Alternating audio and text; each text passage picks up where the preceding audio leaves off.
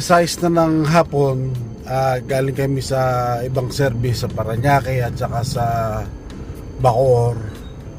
So may bigla ang nag-purchase ng 1 HP, 1.5 HP na split type. So kailangan daw ikabit ngayon ng alas 6. So wala, kahit pagod, proceed na rin kasama ang Team Palco. So babakbakin na rin namin to, sisahin din yung pagkakataon. Sabi nga nila, pag napagod, pahinga. De, mamaya, pahinga pag napagod. May kasamang dismantling ng unit. Saan nakasaksak yan, pare? Yung ano? Sige. May kasamang dismantling na rin yung unit. Bubukas na ito. Tama ba? Maluwag. Teka. Gray na ano na, kinalawang na medyo yung outdoor. Compressor niya sa palitan ng bago. Pero mo isang ano, katala. Palitan na bracket. Pwede pa ito. Maganda pa eh.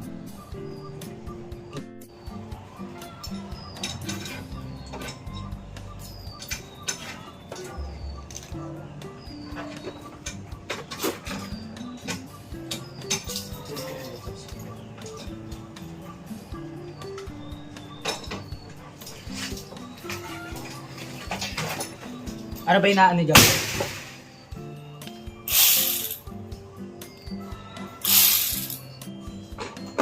Basic ba yun?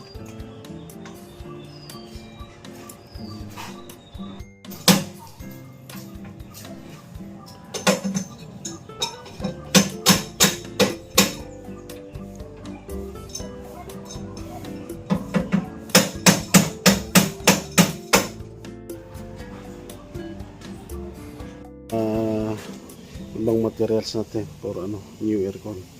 New unit natin na carrier 1.5 horsepower split type.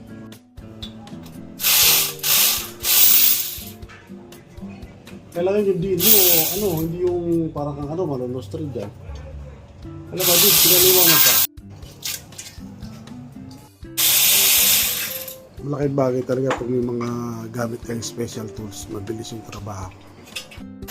Magkaiba.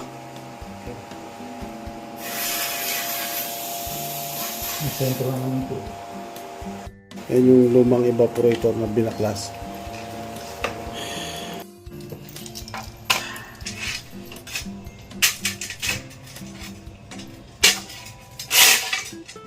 Ano talaga isang alam mo? Yung... Saan ba rin ang portable? Hindi. Hindi na eh. Pasok sa butas. Yung isa. Tapos yung isa, gawa ko na lang panibagong butas. Kunin mo nga yung dynabolt mo. Saan yung dynabolt mo? Meron ba? Sige.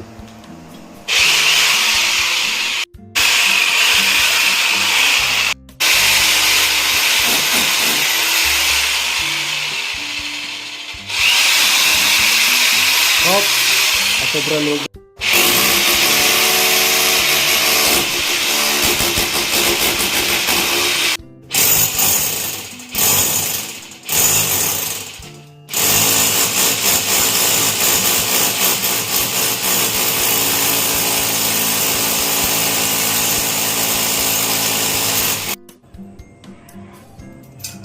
Teknika, aralin mo na yan ha.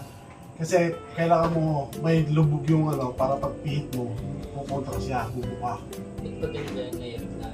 Pagka di ba yung nangyari sa atin noon, ginawa yung palpa ka nangyari kasi yan, unahin mo sa taas. Kagat yan, hindi na siya pero nakatula ka dapat.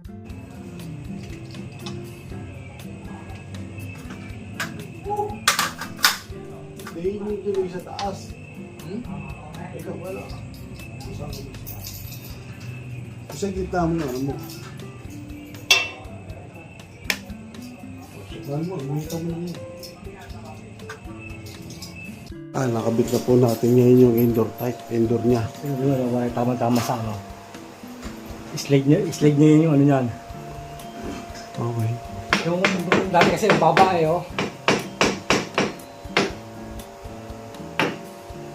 Kapit na po yung indoor natin. Ano nangyari? Wala naman. Pinigit na ako lang yung buwit.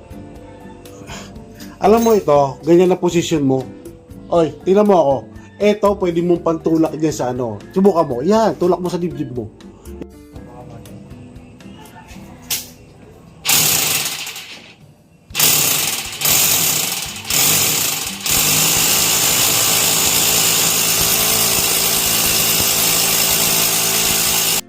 O, bababa ka. Tanggalin mo na ano yung ano. Ito. Ito natin yung patong mo.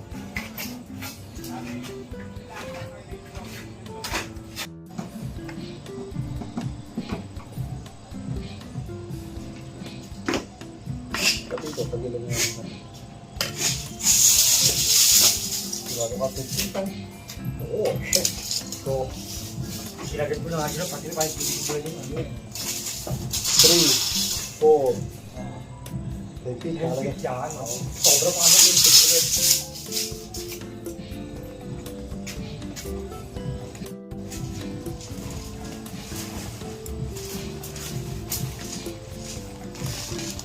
Ay, puro magaganda tools natin. Meron tayong mga dimotor. Isang mga kang harapa. Oh. Ayan.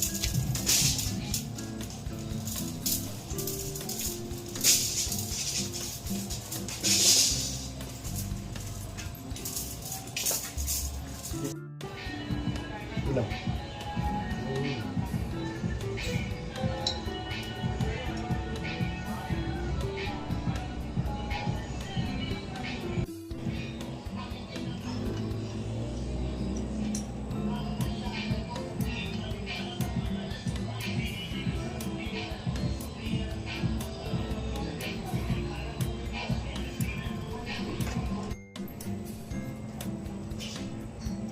Kaya sabayan mo lang ano ah.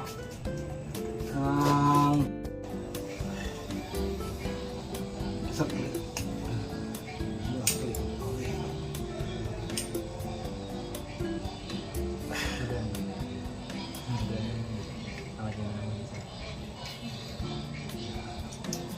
Pag nagluluwag ka rin, kailan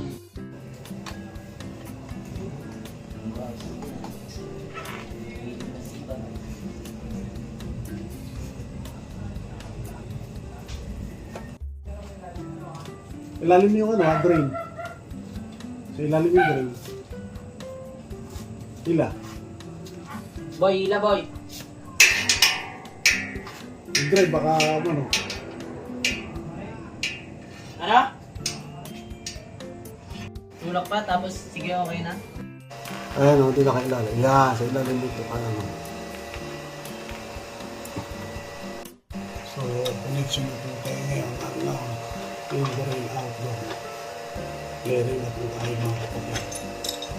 Ikasa na po yung piping natin. So, drain naman sinasabay na po ngayon mga kapatid. So, control wire na po tayo ngayon mga kapatid. L1 N2. Tama? Okay. So, copper piping na po tayo dito sa outdoor. Fix na po yung outdoor natin. Palta mo ng battery para yung battery isa. Na po, so inabot kami ng ulan. Ang oras na rin is bandang alas 9:30. Abot ng ulan.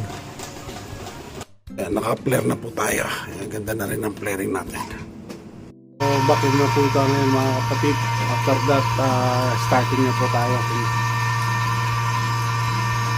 Tingnan po natin ngayon yung unit. Naka-fix na lahat. Kapit mo na yun. Testing na po tayo yan. So, lagyan natin sa 20. Yan. Obserbahan natin ang cooling niya mga kapatid. So, malambing na po siya. 31. May baba niya. Check ko na lang din ang outdoor mga kapatid. 50 PSI. Okay na ako. Malambing na rin sa loob. Bata. Alas 11. Tapos na rin yung unit. Malamig na. Bumaba na rin.